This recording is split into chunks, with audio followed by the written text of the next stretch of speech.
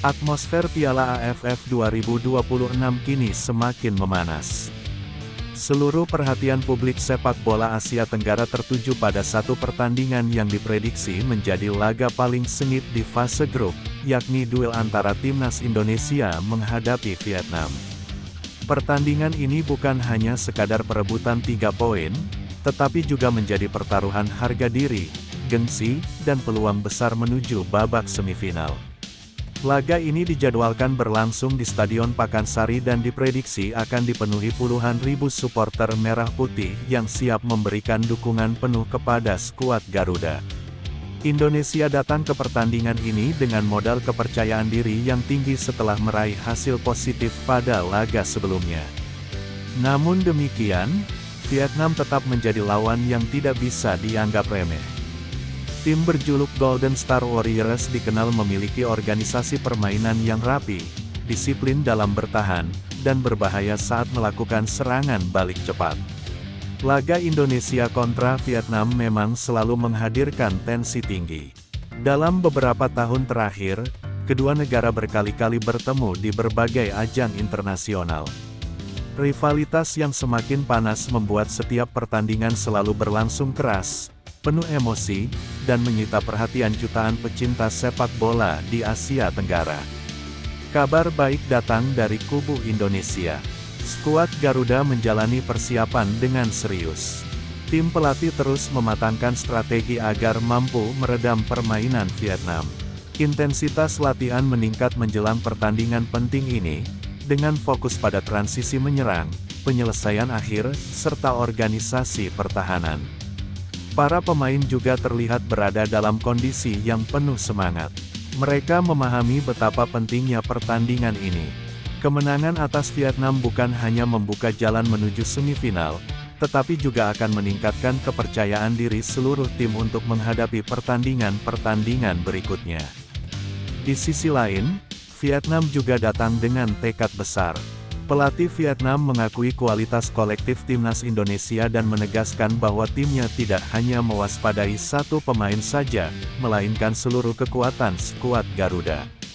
Hal tersebut menunjukkan bahwa Indonesia kini benar-benar dihormati oleh lawan-lawannya di kawasan Asia Tenggara. Dari segi taktik, pertandingan diprediksi berlangsung sangat menarik. Indonesia kemungkinan akan tampil lebih agresif sejak menit awal dengan memanfaatkan kecepatan para pemain sayap dan kreativitas lini tengah. Dukungan puluhan ribu supporter di stadion dipastikan menjadi energi tambahan yang mampu meningkatkan motivasi para pemain. Sementara Vietnam diperkirakan memilih bermain lebih sabar. Mereka akan menunggu celah sebelum melancarkan serangan balik cepat yang selama ini menjadi salah satu kekuatan utama mereka. Karena itu, lini belakang Indonesia harus tetap fokus sepanjang pertandingan dan tidak boleh kehilangan konsentrasi sedikitpun. Pertarungan lini tengah juga akan menjadi salah satu kunci kemenangan. Siapa yang mampu menguasai penguasaan bola dan mengatur tempo permainan kemungkinan besar akan memiliki peluang lebih besar untuk meraih 3 poin. Selain aspek teknis, mental bertanding juga menjadi faktor penting. Indonesia harus mampu menjaga emosi agar tidak mudah terpancing provokasi lawan. Sang kapten menegaskan bahwa fokus utama tim adalah memberikan permainan terbaik, bukan melayani permainan psikologis yang mungkin dilakukan lawan. Jika Indonesia mampu bermain disiplin, memanfaatkan setiap peluang menjadi gol, serta tampil solid selama 90 menit, peluang untuk mengalahkan Vietnam terbuka sangat lebar. Beberapa pengamat bahkan menilai Indonesia sedikit lebih diunggulkan berkat performa yang terus meningkat dan keuntungan bermain di hadapan pendukung sendiri. Meski demikian, sepak bola selalu penuh kejutan. Vietnam tetap memiliki kualitas pemain yang mampu mengubah jalannya pertandingan kapan saja. Selain itu, lini belakang Indonesia juga diprediksi akan menjadi sorotan. Menghadapi Vietnam membutuhkan konsentrasi penuh selama 90 menit. Kesalahan sekecil apapun bisa dimanfaatkan lawan menjadi peluang emas. Karena itu, komunikasi antar pemain belakang harus berjalan dengan baik agar pertahanan tetap kokoh menghadapi tekanan lawan.